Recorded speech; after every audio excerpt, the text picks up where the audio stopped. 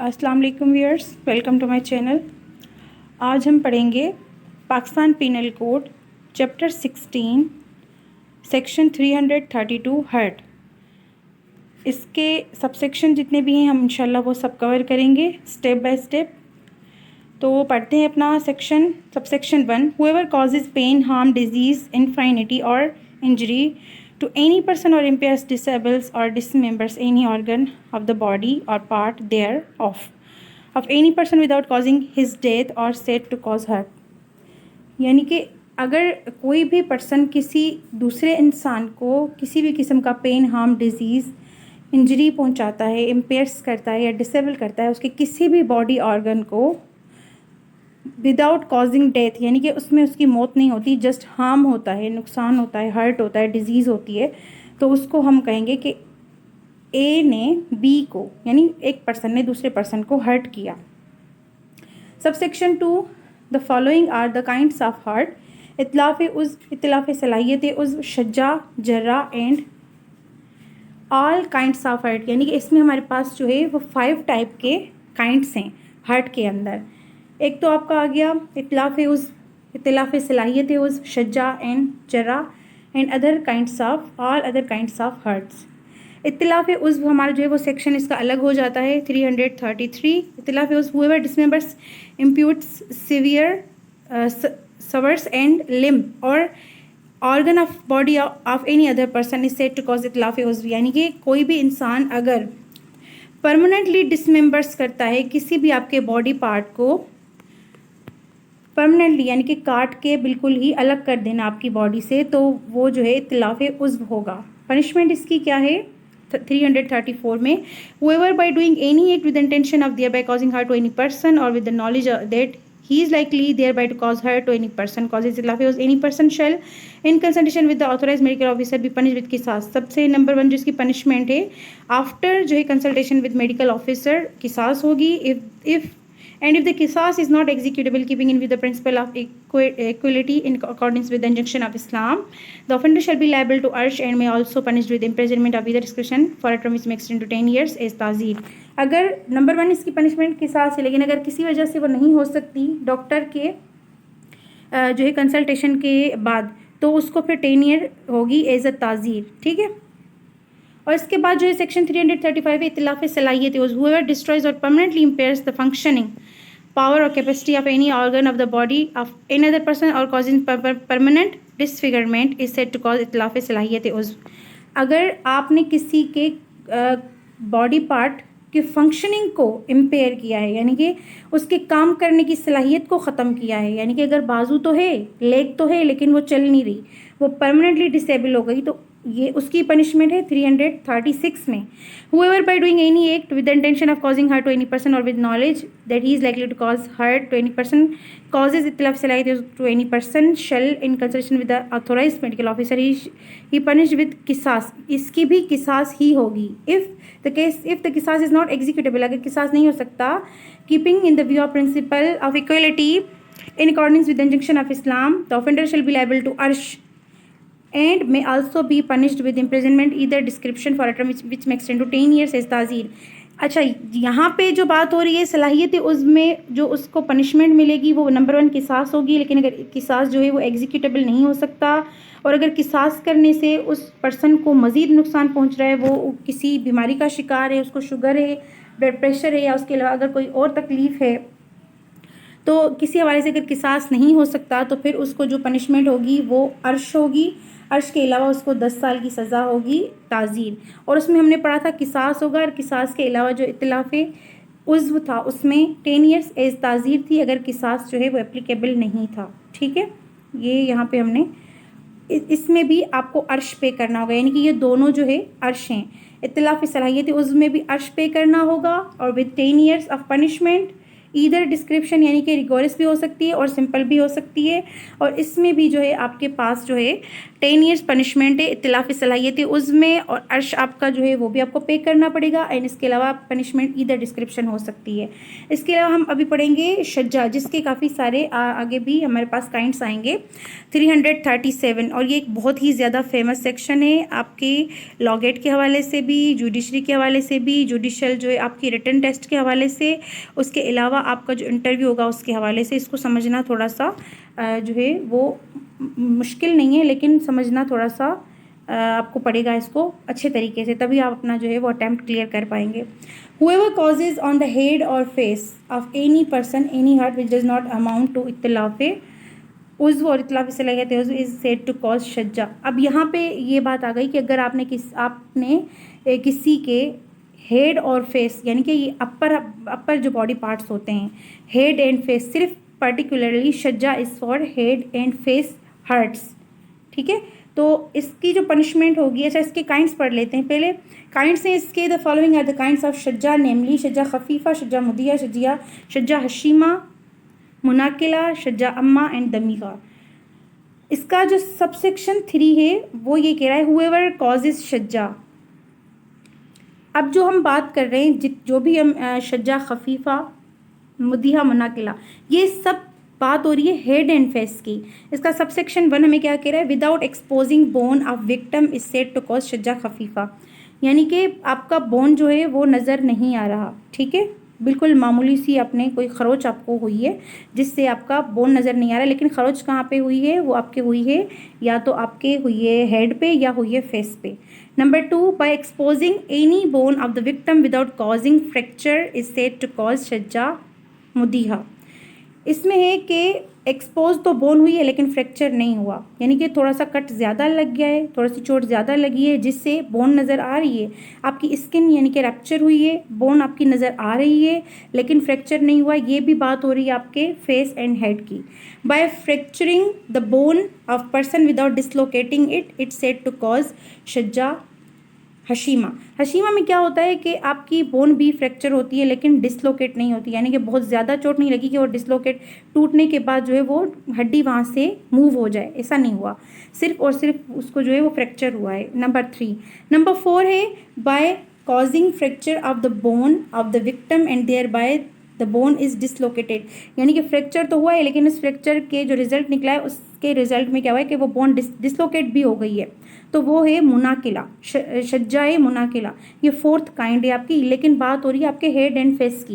Bye causing fracture of the skull of the victim so that the wound touches the membranes of the brain is said to cause शज्जा आयमा।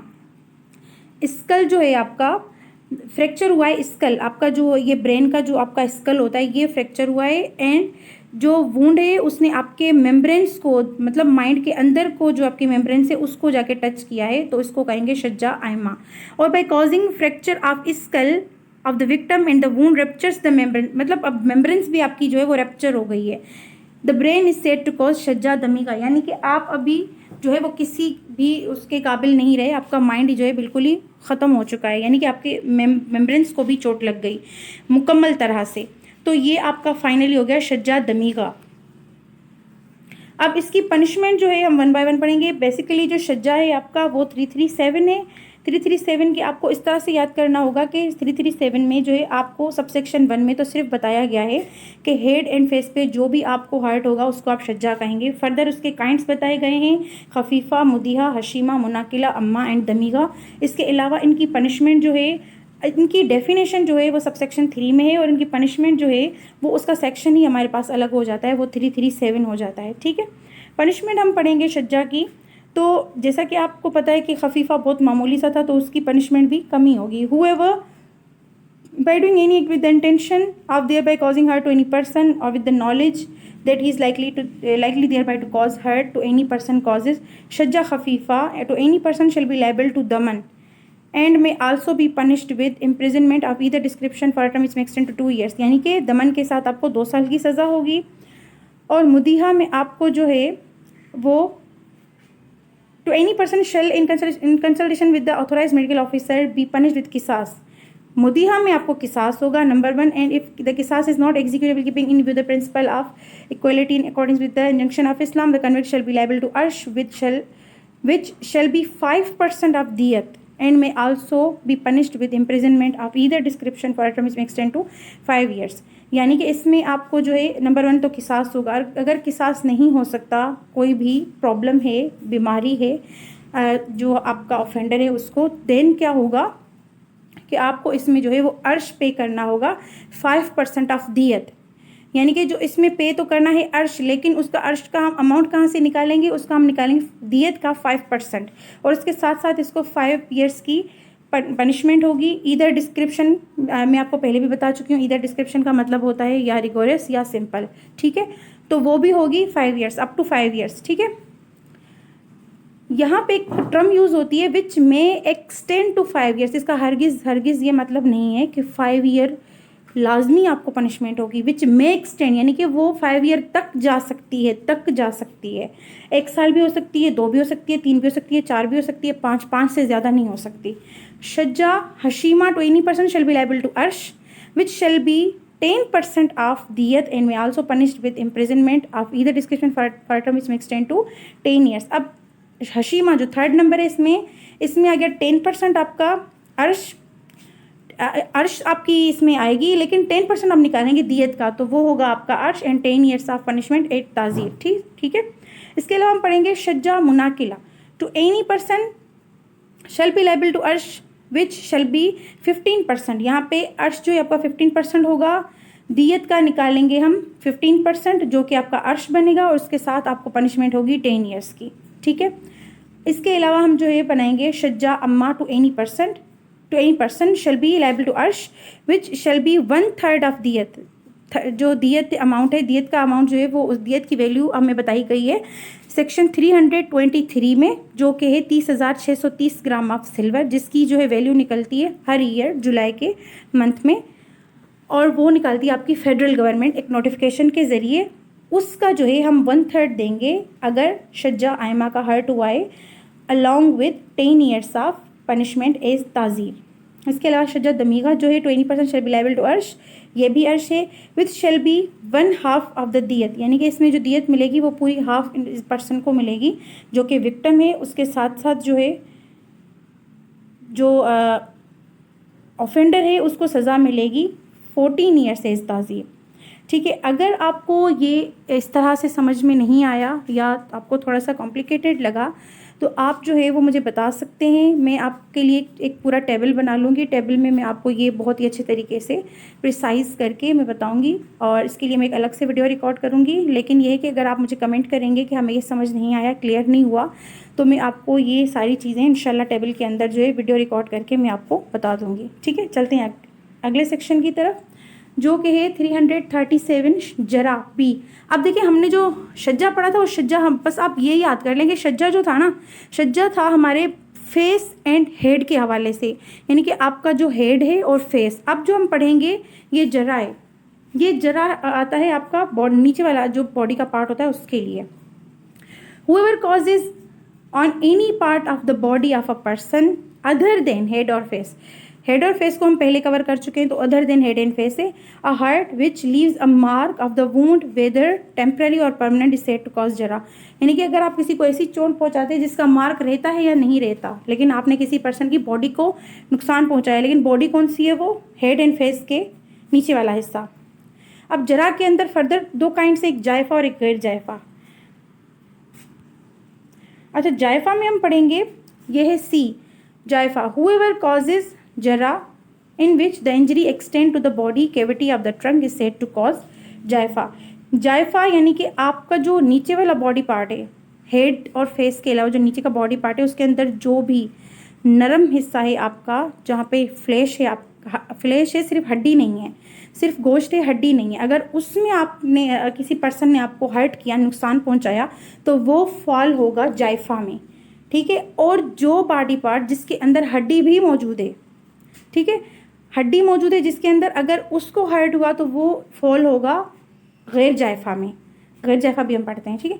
अच्छा, पहले हम जायफा की punishment पढ़ लेते हैं। whoever by doing any act with the intention of causing hurt to a person or with the knowledge that he is likely to cause hurt to such person causes jaifa to such person shall be liable to arsh which shall be 1/3 of diyat। 1/3 of diyat अर्श होगा and may also be punished with imprisonment of either description for a term which may extend to 10 years as ताज़ीर. इधर description होगी punishment विच में extend to 10 years and अर्श आपको मिलेगा जो कि होगा दियत का 1/3.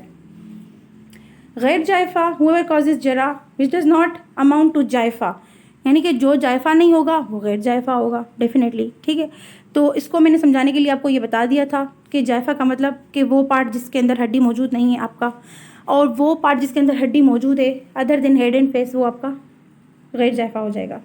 तो अच्छा गैर जायफ़ा के अंदर भी काइंड से सिमिलरली जिस तरह आपकी शज्जा के अंदर थी, दमीहा, बदीहा, मुतलमीहा, मुदीहा, हशीमा एंड मुनाकिला.